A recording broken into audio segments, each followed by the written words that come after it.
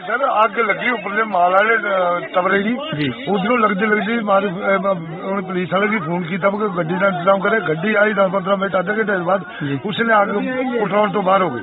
सब समान बेचारे का मंजे चारपाई पूरा एक घर एक कमरा जो बंद ही रहा।